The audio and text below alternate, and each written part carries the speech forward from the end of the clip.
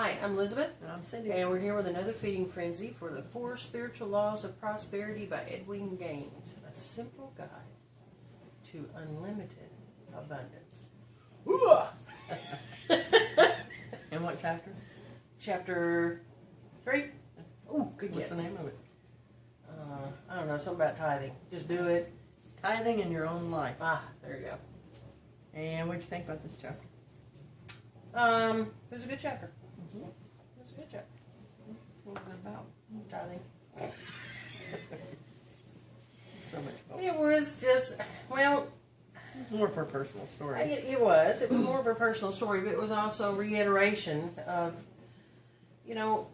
we choose to believe what we choose to believe. And if we believe that it will work, as long as we do it, we'll see results from it. It will work. But we can choose not to believe in it and not do it, and of course it's not going to work. Or we can choose not to believe in it and attempt it, and it's still not going to work.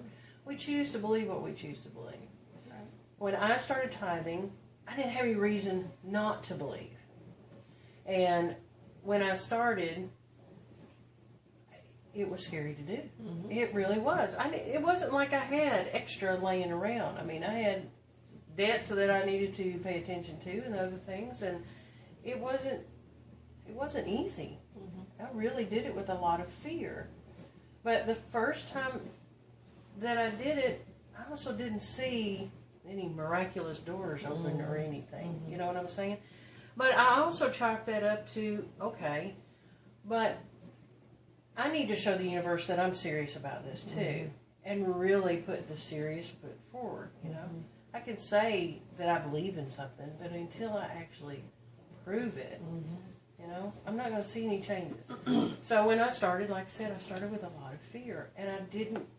There are times when I still have fear Mm-hmm. in tithing, but once I had done it, probably, I don't know, 6 or 7 times, I really did see some miraculous results, and so as soon as I would see one of those results or the extra money coming in and didn't know where it was coming from, then I really began paying attention. Mm-hmm. And of course, it's like anything else you pay attention to, you really see it show up in your life. Right. What about you? What did you think it was about?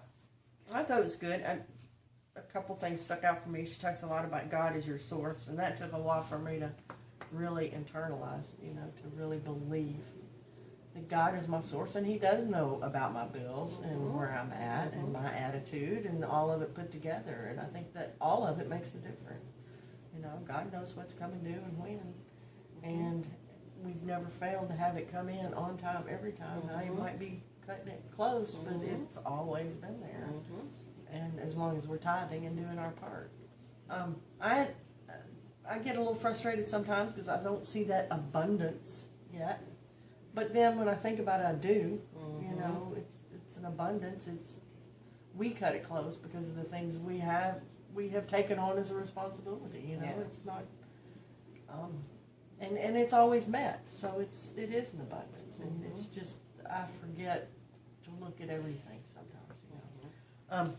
I find it very interesting because people have said to me, "Well, I give to the Humane Society or I give to these charities, so I'm good. I do my tithing," And she specifically says, and I agree with her after I thought it through.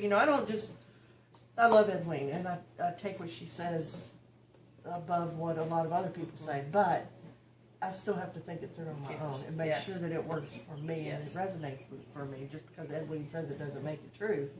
So I've really thought through every one of these principles, and I agree with her wholeheartedly on every one of them. Giving to charity does not constitute a tithe. No, it doesn't. That's giving to a need, and I agree with her and I guess Emerson or whoever said it first, that when you give to a need, you're creating more need. And I've seen that happen, that if we give to people that need it, that's all well and good, but it shouldn't be our tithe. Right. Because that tithe goes specifically to And I don't think she's saying don't give to right. No, she makes that needy very clear. places. She is saying that your tithe, where you get spiritually fed, comes off first. Right.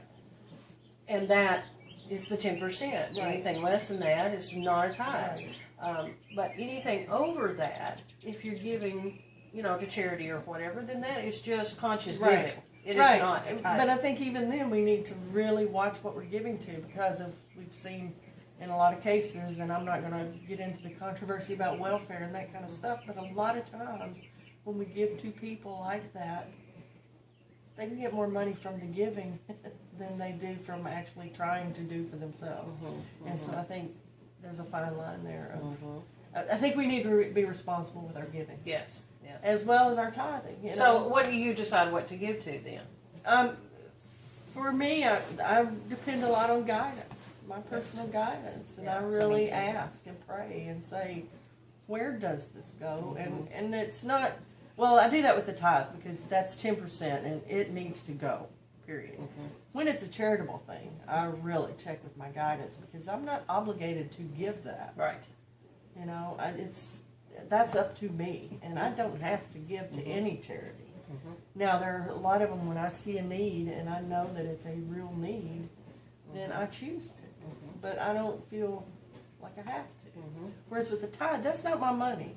So I ask God, where do you want this to go? Because it's your money. I'm just the in between. I'm just the messenger. So that's how I do it. I do have to too. really I check in with my guidance too. Not too long ago, I was helping my daughter in her Girl Scout troop with selling Girl Scout cookies, and I've really tried to be conscious about what I'm putting in my body and what serves me and what doesn't. And she asked me, "Well, aren't you going to help out the troop and just buy one?" And I checked with my guidance, and it just did not fit in with where I want to be in the moment. It didn't fit into my system. And I told her, I said, "No, I'm not going to help in that way." And I said, "But I will help." Now, at the time, we were sitting in front of a grocery store, and at the time, there was this little girl who was running carts, and she was absolutely running herself to death. And I looked at my daughter, and I said, "I can't support this because I can't take it home and work it into where I'm at now. But I will, however, buy a box of cookies for that little girl who's running her butt off." And, so anonymously, I spent the $3.50, but it was a huge gift to that little girl who was running herself silly to know that somebody noticed it. Do you see what I'm saying? So, for me, that turned in something that it wasn't resonating with me. I didn't want the box of cookies in my own home because that was going to go against what I was trying to do. But at the same time, I showed her we can still give even though. And so it turned out to be a big blessing to the little girl running the carts. But it also spoke volumes to my daughter, too. Because I stood in my own integrity in the moment and still found a way to give. Now, that wasn't a tithe. It was giving, true giving. But it was a way for me to stay where I wanted to be in integrity for myself and what I was choosing to put in my own body, but to still give at the same time. Yeah, I've had people ask, well, I pay my taxes, and that in turn pays welfare and Medicaid and Medicare, and so that's my giving. And I don't agree with that either. I don't either. That's not ours. To me, that's giving to Caesar what is Caesar's. Right. And that is not giving to me. Right. That is, that's in order to be part of this society. That's my contribution to be part. If I choose not to give it, I can go be part of another society. But in order to be part of this one, that's what is asked of me to give. Right. So I do, but that to me is still not giving. She makes it very clear. All giving is good, and that we shouldn't quit giving. But it shouldn't be our tithe. Right. Our tithe goes to Right. Tithing is absolutely separate. It's God's money. It comes off the top. We just send it, pray about it, send it where it goes. And then if we feel the need to give to a charity, we can give to a charity. Have you ever been tempted to do the bottom of the 10%? What do you mean? Meaning, well, let me just pay these bills first and then. Oh, no. Not once I made the conscious decision to tithe.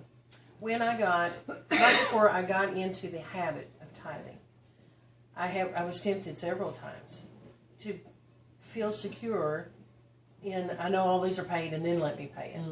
And that truly ended up disastrous. Yeah, well, I think it's a tendency for all of us.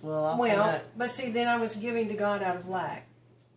I was saying, okay, God, I give it to you, but I give it reluctantly.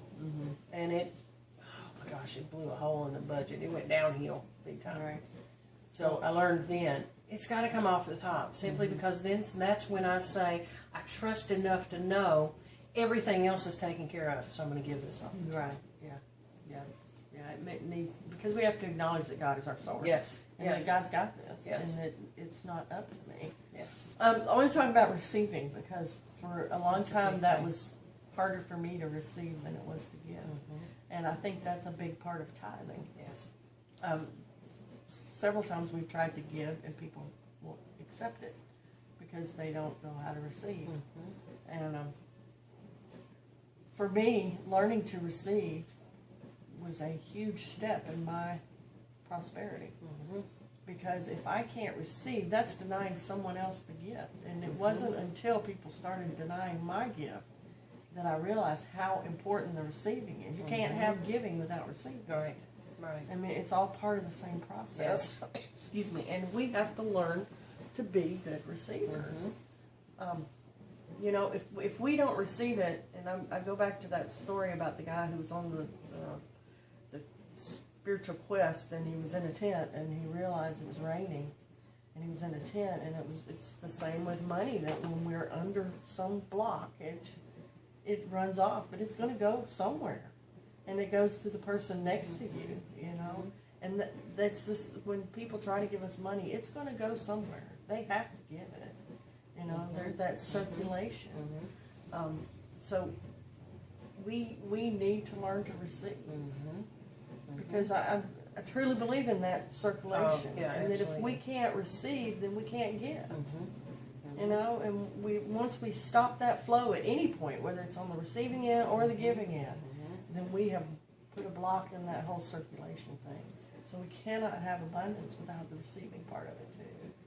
So she talks quite a bit about receiving, and she says you must receive whatever's given to you. And she talked about her macaroni chicken, you know. And sometimes we say, I don't want that. And it goes back to the same thing about energy. We have to take the bad energy too. We get to choose how it comes back out. We get to choose how it comes in, too. True, but I'm No, saying if okay. somebody doesn't like me and they're going to be slinging a bunch of slurs at me, I can refuse to let that come any further, or I can just take it and turn it into good stuff, you know, and pull it from them. Just say, come on, bring it in. Let me have it, and I'll take it and turn it into good energy. It's all just energy, and if I can stop judging it and see it as energy, and it's the same way with money. You know, some people say, I don't want your dirty money, or I don't want your ugly money, or whatever. I can take that and turn it into good stuff. You know, we can't give if we're not receiving. Yeah. So that's what I got out of it, that we have to be ready to receive it. We even do. if we don't We do. agree Well, with you know, giving and receiving is a complete circle. And until we make the entire revolution, if we decide not to receive, then we step out of the circle. Do we not? Right. We absolutely step out of the circle. In order to, you know, be in the circle of giving and receiving, you have to receive as well. Right. In order to keep the circle going. Right. And I think most of us are taught, you know, it's better to give than to receive. And that's just not true. because It's it not, takes because both it's just parts. as important to receive as it is to give. Because we, like I said, we have to stay in that circle. It's the only way to stay in there, is to balance Right. each side. Right. Well, I think we have beat tithing to death. What do you think? I don't think you can ever beat it to death. We've talked about it a lot. We have talked about it. And that's good. We're going to move on to goal setting next. Is it easier or harder than tithing for you? I don't think it's easier or harder. It's just one I don't do as faithfully because I don't see it as important just yet. And I shouldn't say it that way. I see its importance, but I haven't placed the priority on it that I have on tithing. For me, tithing is like, oh, that's God's. But now I'm beginning to see that goal setting is too. God wants us to have some direction in our life and doesn't want us to just float through life, just drifting willy-nilly, along. wonder, letting life happen to us. I see that we were put here or chose to come here, however you want to say it, for a specific purpose, and we should set some goals to reach that.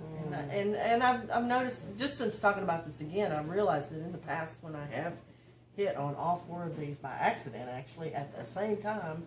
Things just fall into place, and talk about getting in a fast lane. Mm-hmm. And here I sit doing my tithing faithfully and wondering, why isn't this happening like I expect it to or want it to? And it's because I haven't worked on the other four. Mm. And you'd ask The me other before, three. or the other three, you'd ask me before which one's most important. And I think they're all important. Mm-hmm. But until you get all four of them at the same time, I don't think it's going to happen. Not the like way, you want not to. the way we want it to. That's gonna be good stuff. Yeah, I'm excited about it. It's good stuff. Shreen.